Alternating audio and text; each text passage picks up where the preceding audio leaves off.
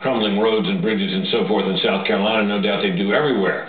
But the situation in South Carolina or Louisiana, or whatever it may be, can't be nearly as bad as the situation in California, where they've blown such a hole in the budget out there that they're facing the potential of, the state going bankrupt. What is it, $42 billion in the hole? That isn't much by Washington standards, but by the standards of an individual state, that's a great deal of money, and it's a terrible problem. So you can imagine Arnold Schwarzenegger is desperate to get this money, and you're seeing other Republican governors responding much the same way. It owes something to the fiscal situations in their states, which are, in some cases, fairly dire. Is your sense of this that it's going to, it's a no-win situation then for Republicans ultimately?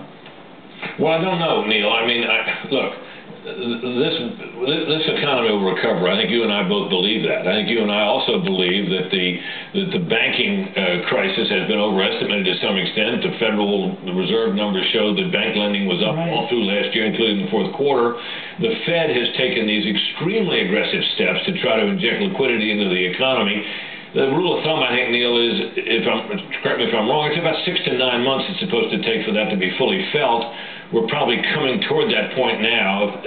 When that Fed injection begins to be felt, and it no doubt will, we're probably going to have a recovery, at least the beginnings of a recovery. And then on top of that, we got this stimulus.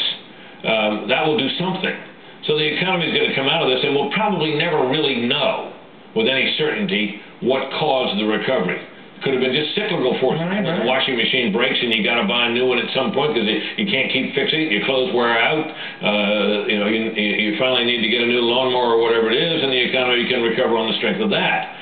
So there will be a lot of ingredients in the recovery we'll never really know. But I think the stimulus was so big, on top of all the other deficit spending that had been going on, that the negative impact of it may be felt sooner rather than later. And if that happens, and it slows the recovery and keeps us in a period of sluggish and slow growth, and higher taxes have to be imposed or whatever, then I think that the Republicans who oppose this measure and those who voted against it will look pretty good.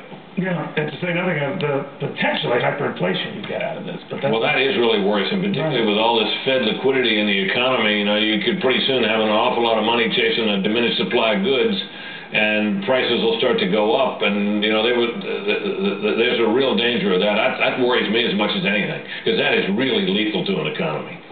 Brit, you were born to be a business thinker. You should come to Fox. I've been covering this stuff in Washington for a long time. But you should go to Fox Business Network, because if you're not getting it, Brit, you should tell me. Look, I'd love to be on the Fox Business Network. You just got to invite me. All right. Look, remember, I'm a guy who covered budget markups for years. Yes, you did. Look at that.